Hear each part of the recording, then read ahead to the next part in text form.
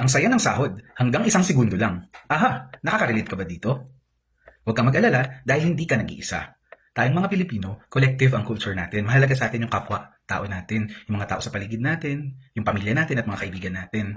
Kaya sa pagbabudget natin, hindi lang laging para sa sarili lang. Kasi kasama dito yung mga mahal natin sa buhay, yung mga taong mahalaga sa buhay natin. So, syempre may mga bills tayong binabayaran, di ba? Part of our need, yung mga basic food, pamasahe, yung mga bills bayarin natin, kung may loans, di ba? At kung ano pang mga bayarin natin sa buhay. Meron din tayong mga wants, di ba? Yung mga gusto nating gawin na syempre may bayad yun, di ba? Tandaan na mahalagang mabalanse natin ito. No? Kung ano yung mas importante, unahin. Halimbawa, yung needs, yun muna yung unahin. At kung may kakaunting sobra, pwede rin naman yung gamitin para sa wants, paminsan-minsan. At huwag din natin kakalimutan na mag-save, kahit kaunti lang. No? Mag-save para sa sarili mo. At kung paminsan-minsan, hindi naman masama na i-treat mo yung sarili mo o bilhan mo yung sarili mo ng something na ikasasaya mo. Kahit paminsan-minsan lang. Kasi syempre pinagpaguran mo din yan. Ikaw yung nagtrabaho niyan.